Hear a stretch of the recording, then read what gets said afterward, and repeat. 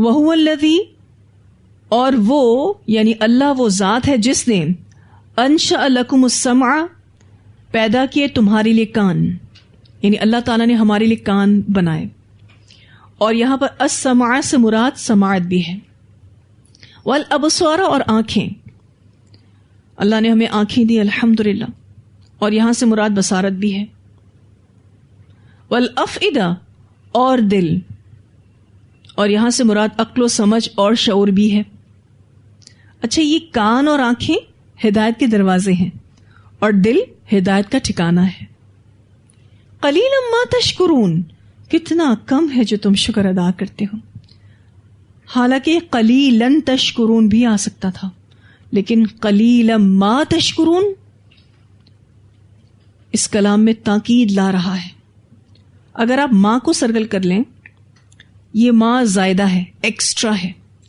Translation میں جو آیا ہے لیکن ویسے یہ ایکسٹرا کا معنی دے رہی ہے.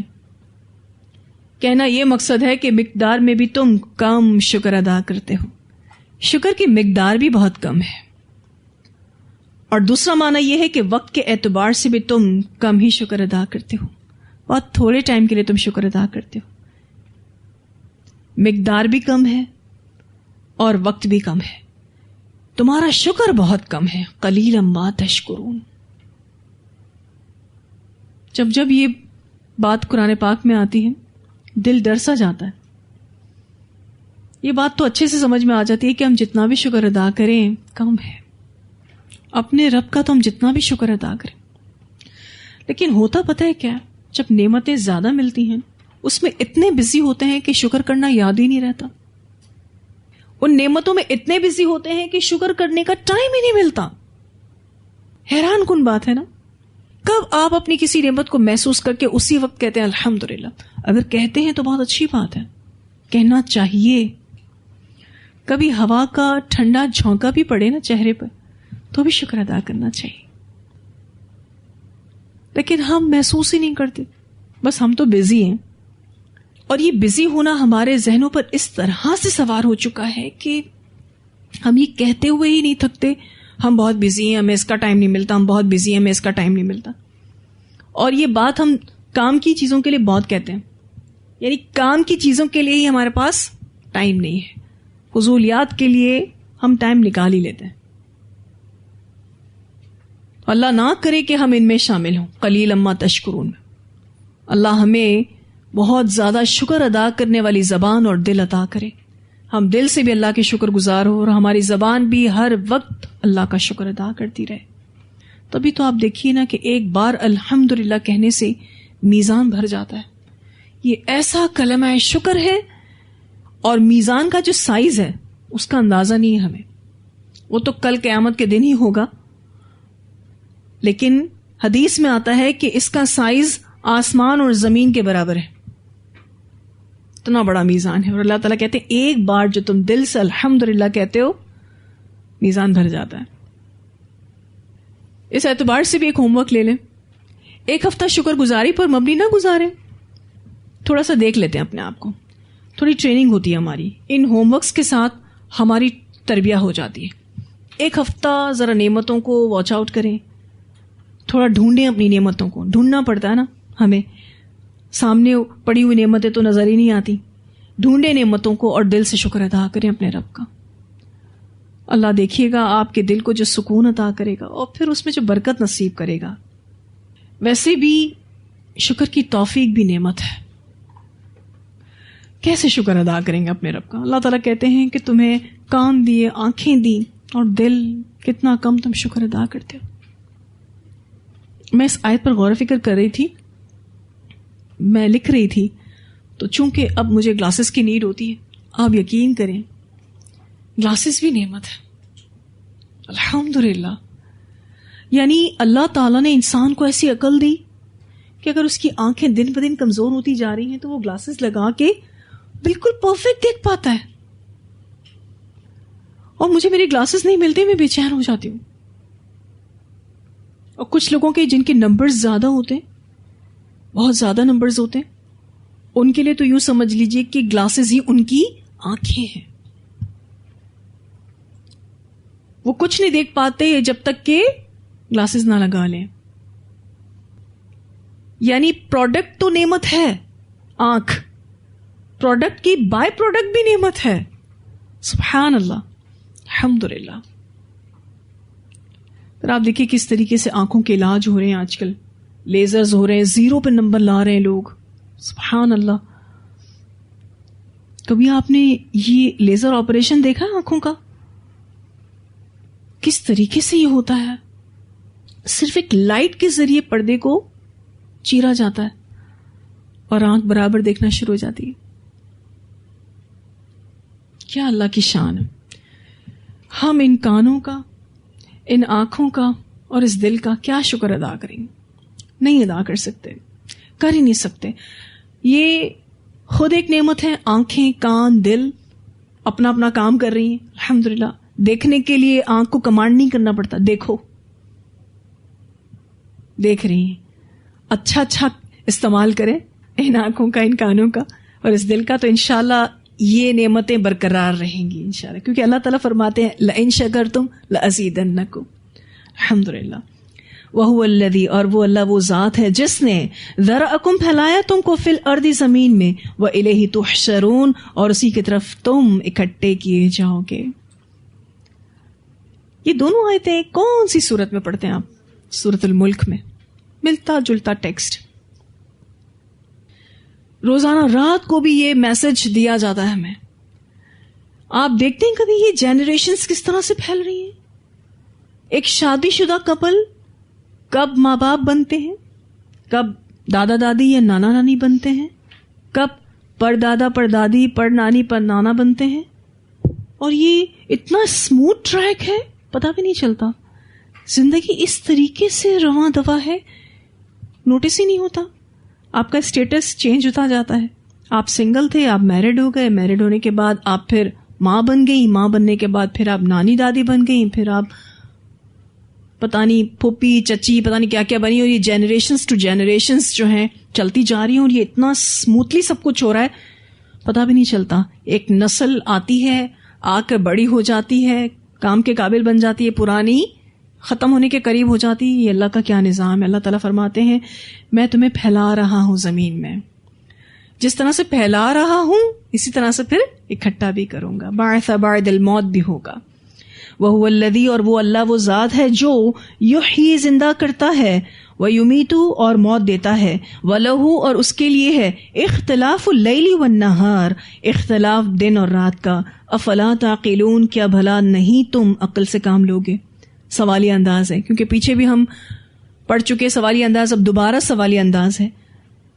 بلکہ قولو انہوں نے کہا, مثل مانند ما اس کے جو قول الاولون کہا تھا پہلوں نے, یعنی مشرکین نے جیسا کہا ویسا ہی سابقہ اقوام کے لوگوں نے کہا تھا. اور کیا کہا؟ قولو انہوں نے کہا, اذا کیا جب متنا ہم مر جائیں گے, وکننا اور ہم ہو جائیں گے, ترابن مٹی, وعظامن اور ہڈیاں, انا کیا واقعی ہم لمبعوثون البتہ اٹھائے جانے والے ہیں. ہر دور کا یہی آرگیومنٹ رہا ہے. اللہ تعالیٰ فرماتے ہیں یہ مشرکین مکہ نے جو بات کہی, سابقہ اقوام کے لوگوں نے بھی یہی بات کہی تھی کہ جب ہم مٹی ہو جائیں گے تو ہم کیسے دوبارہ اٹھائے جائیں گے, کیسے بعث بعد الموت ہوگا. لقد البتہ تحقیق, وعدنا وعدہ کیے گئے ہم, نحن ہم, وآباؤنا اور ہمارے باپ دادا بھی, ھذا اس کا, من قبل اس سے پہلے یا اس سے قبل, ان ھذا نہیں یہ, الا اساطیر الاولین مگر کہانیاں ہیں پہلوں کی. ٹھیک ہے ہم سے وعدہ کیا گیا, ہمارے فوفادر سے بھی کیا گیا کیسا ہوگا, لیکن یہ پرانی کہانیاں ہیں. قل کہہ دیجئے, لمن الارض کس کے لیے ہے زمین, ومن فیہا اور جو اس میں ہے, یعنی جو مخلوق اس میں ہے, ان کنتم تعلمون اگر ہو تم جانتے. بتاؤ کس کے لیے ہے یہ زمین, بتاؤ یہ مخلوق کس کے لیے ہے. سیقولون للہ, ان قریب وہ کہیں گے اللہ ہی کے لیے ہے. سوال کن سے ہوا ہے؟ مشرکین مکہ سے. جواب کون دے رہے ہیں؟ مشرکین مکہ ہی دے رہے ہیں. اور اگر آپ تھوڑا سا غور کریں, سیقولون کے آگے جو سین ہے نا, اس میں قربت کا معنی زیادہ ہے، یعنی فوراً جواب دیں گے. سوفا بھی آتا ہے، اگر آپ کو یاد ہو قرآن پاک میں آتا ہے نا سوف تسألون، سوف یعلمون، سوفا بھی آتا ہے، لیکن سوفا سے زیادہ قربت سین میں ہے. صرف ایک حرف ہے سین، یعنی فوراً جواب دیں گے، ذرا بھی دیر نہیں لگائیں گے کہ یہ سب کچھ اللہ کا ہے، ساری مخلوق اللہ کی ہے. قل کہہ دیجئے افلا تذکرون، کیا پھر نہیں تم نصیحت پکڑتے؟ نبی اکرم صلی اللہ علیہ وسلم سے ہی کہا جا رہا ہے کہ ان سے سوال کریں، جواب دیں گے یہ تو پھر ان سے کہیں کہ کیا ابھی بھی نصیحت نہیں پکڑتے؟ سب کچھ جب اللہ نے بنایا ہے، سب کچھ جب اللہ کا ہے تو عبادت بھی اسی کی ہونی چاہیے، کیوں تم نصیحت نہیں پکڑتے؟ قل کہہ دیجئے مر رب السماوات السبع، کون ہے رب 7 آسمانوں کا، ورب العرش العظیم، اور رب عرش عظیم کا. پوچھئے ذرا ان سے. سیقولون للہ، ان قریب وہ کہیں گے اللہ کے لیے، یعنی یہ سب کچھ اللہ کے لیے ہے. ذرا بھی دیر نہیں لگائیں گے اس جواب کو دینے میں. قل کہہ دیجئے افلا تتقون، کیا بھلا نہیں تم ڈرتے؟ پہلے کیا آیا تھا؟ افلا تذکرون، اور اب کیا آ رہا ہے؟ افلا تتقون. ڈرتے نہیں ہو پھر اللہ سے؟ یہ جو شرک کرتے ہو ڈر نہیں لگتا کہ جو 7 آسمانوں کا رب ہے؟ اچھا یہ بھی مانتے تھے کہ اللہ کا عرش ہے، وہ عرش عظیم کا مالک ہے، یہ بھی مانتے تھے، کوئی ڈاؤٹ نہیں تھا ان کو. آپ کو ان کے اس جواب سے آج کے لوگوں کا شرک بھی سمجھ میں آئے گا. آج کے لوگ جو شرک کرتے ہیں مسلمانوں میں سے، اللہ کو مانتے ہیں، سب کچھ ایسے مانتے ہیں جیسے لگتا ہے توحید پر ہے، اور پھر جا کے قبروں پہ جس طرح سے ایکٹیویٹیز ہیں ان کی، آپ کو لگتا ہے پتہ نہیں کیسے اللہ کو مانتے. جو اللہ کو صحیح معنوں میں اپنا رب مانے وہ تو شرک کر ہی نہیں سکتا، وہ ان ایکٹیویٹیز میں مبتلا ہو ہی نہیں سکتا، ملوث ہو ہی نہیں سکتا. ڈرتے نہیں ہیں لوگ.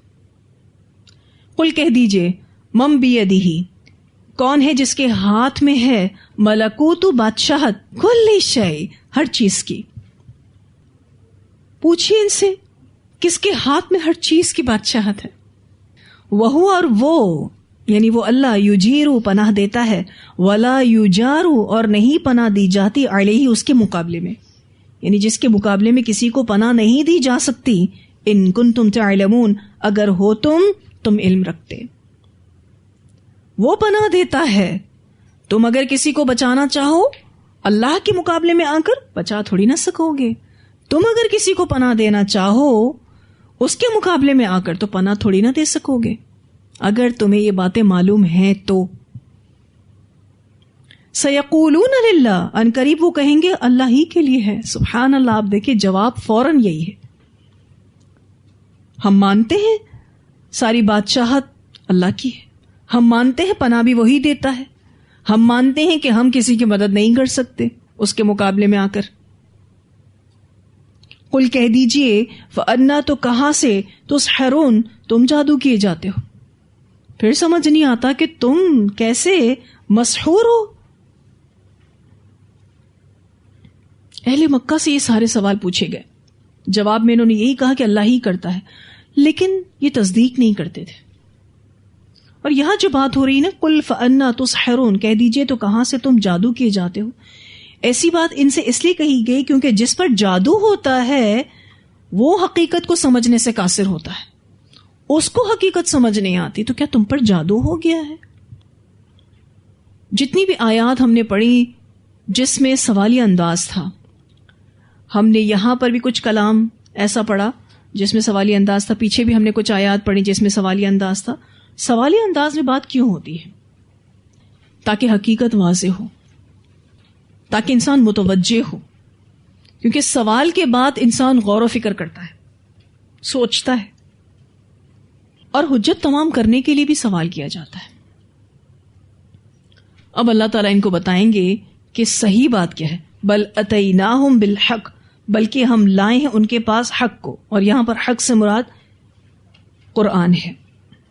وَإِنَّهُمْ، اور بے شک وہ، لَكَاذِبُونَ البتہ جھوٹے ہیں. اصل چیز یہ ہے کہ حق ان کے پاس آ چکا ہے، لیکن یہ جھوٹ بول رہے ہیں. ان کو سب پتا ہے کہ اللہ تعالیٰ ہی خالق کائنات ہے, وہی سبھی چیز کی بادشاہت رکھتا ہے, لیکن پھر بھی یہ تصدیق نہیں کرتے, یہ جھوٹے ہیں. متخذ اللہ, نہیں بنایا اللہ نے, من ولدن, کوئی بچہ یا پھر کوئی اولاد, وما, اور نہیں, کانا ہے, معہو, اس کے ساتھ, من الہ, کوئی الہ, اذا لذہب, تب البتہ لے جاتا, یعنی اگر کوئی الہ ہوتا تو وہ کیا کرتا, لے جاتا, کل الہ, ہر الہ, بما خلقا, اس کو جو اس نے پیدا کیا, یعنی ہر الہ اپنی کی ہوئی تخلیق کو لے جاتا. ولا علا, اور البتہ چڑھائی کرتا, بعدہم, ان کا بعض, علا بعدن, بعض پر. ولا علا کا جو لفظ ہے علوف سے ہے, یعنی بلندگی اختیار کرتا, چڑھائی کرتا, پاور چھیننے کی کوشش کرتا, ان کا بعض بعض سے, یا ان کا بعض بعض پر. سبحان اللہ, پاک ہے اللہ, عما یصفون, اس سے جو وہ بیان کرتے ہیں, یعنی اس باتوں سے جو وہ بیان کرتے ہیں, تمام شرک سے جو وہ بیان کرتے ہیں. اللہ سبحانہ تعالیٰ نے توحید کے دلائل دی اور کنکلوژن کے طور پر یہ آیت دی ہے کہ اللہ تعالیٰ نے کوئی اولاد نہیں بنائی. اگر اس کے ساتھ کوئی الہ ہوتا تو ہر الہ اپنی پیدا کی ہوئی چیز کو لے جاتا اور ایک الہ دوسرے الہ پر چڑھائی کرتا, ٹیک اوور کرنے کی کوشش کرتا. اللہ پاک ہے اس باتوں سے جو وہ بیان کرتے ہیں. یعنی اگر سمجھنے والے کو یہ بات سمجھ آ گئی ہے تو پھر اللہ تمام شرکوں سے پاک ہے. عالم الغیب والشہادہ, جاننے والا ہے غیب کا اور حاضر کا. فتعالی, تو بلند ہے, عما یشرکون, اس سے جو وہ شریک ٹھہراتے ہیں. اصل الہ وہ ہے جو عالم الغیب والشہادہ ہے, اور وہ بلند ہے اس سے جو وہ شریک ٹھہراتے ہیں. اللہ تمام شرکوں سے پاک ہے. یہاں الحمدللہ ہمارا لیسن مکمل ہوا. ان آیات کی تلاوت سنتے ہیں. وَلَا نُكَلِّفُ نَفْسًا إِلَّا وُسْعَهَا وَلَدَيْنَا كِتَابٌ يَنطِقُ بِالْحَقِّ وَهُمْ لَا يُظْلَمُونَ بَلْ قُلُوبُهُمْ فِي غَمْرَةٍ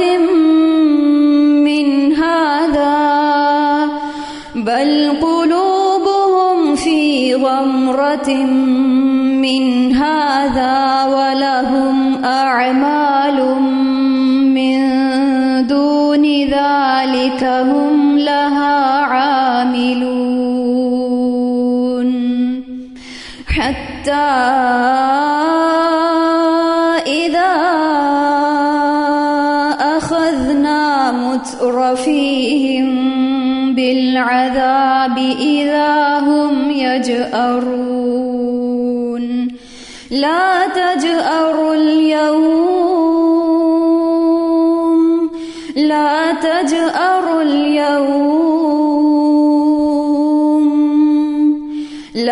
تجأروا اليوم إنكم منا لا تنصرون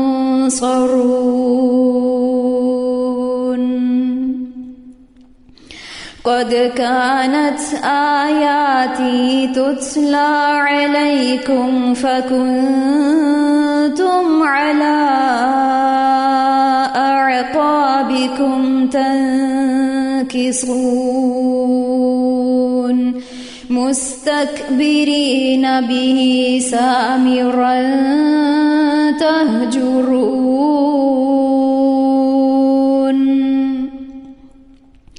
أفلم يدبروا القول أم جاءهم ما لم يأت آباءهم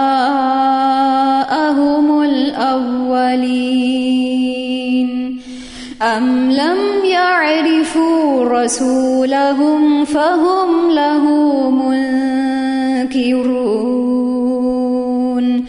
أم يقولون به جنة بل جاءهم بالحق وأكثرهم للحق كارهون ولو اتبع الحق أهواءهم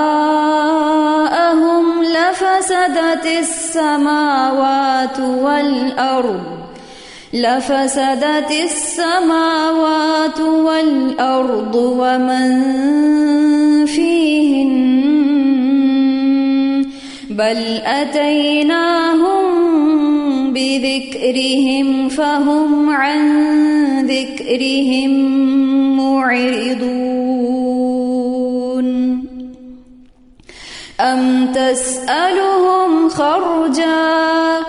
أم تسألهم خرجا فخراج ربك خير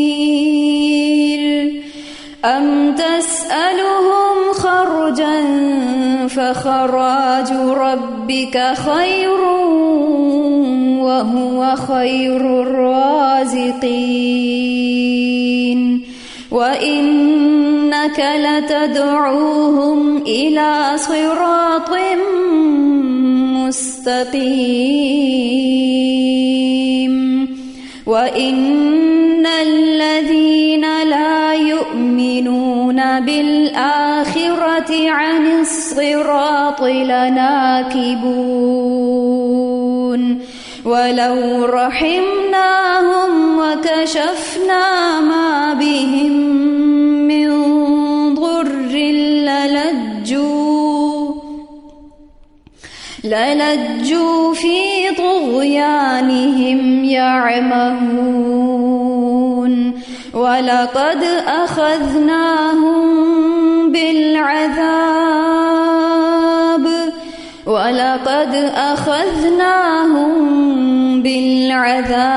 فما استكانوا لربهم وما يتضرعون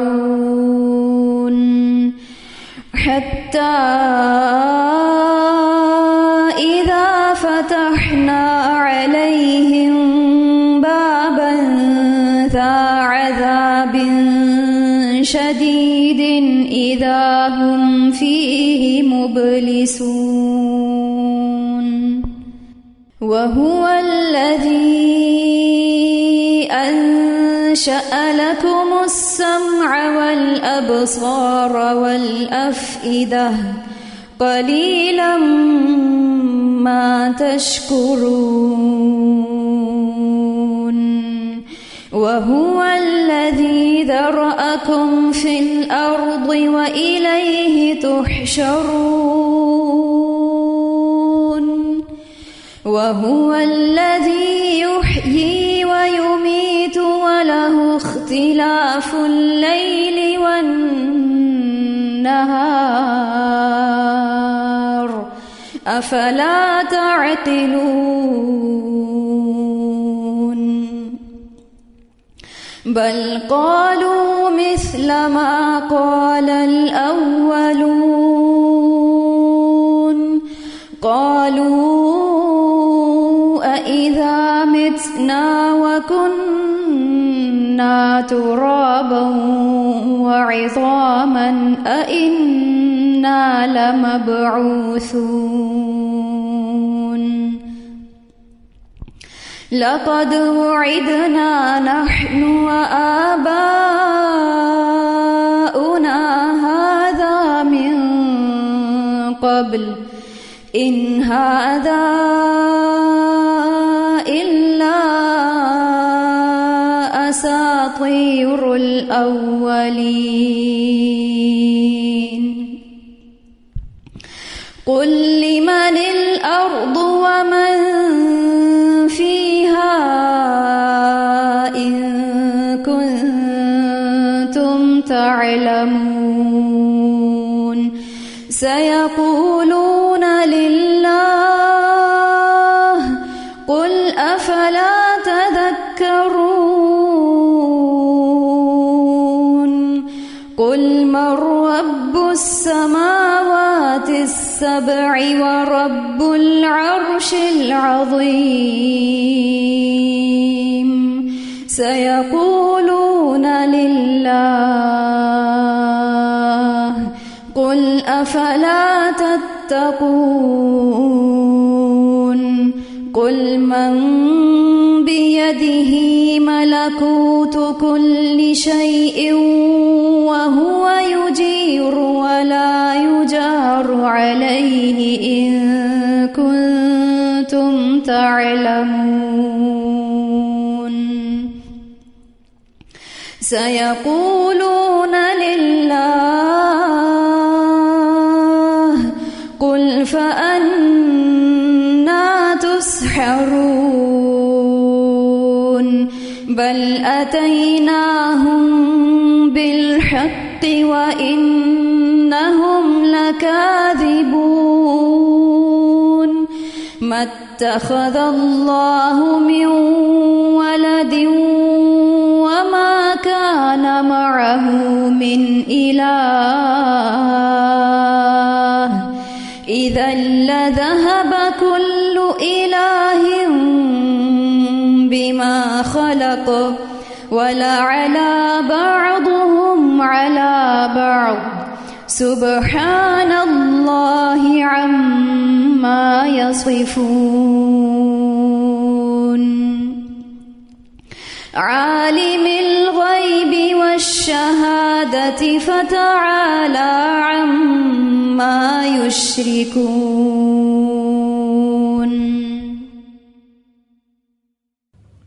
آپ دیکھیں تو نبی اکرم صلی اللہ علیہ وسلم کو یہ ریجیکٹ کرتے تھے، اور رسول اللہ صلی اللہ علیہ وسلم کو کتنی تکلیف ہوتی ہوگی اس سے.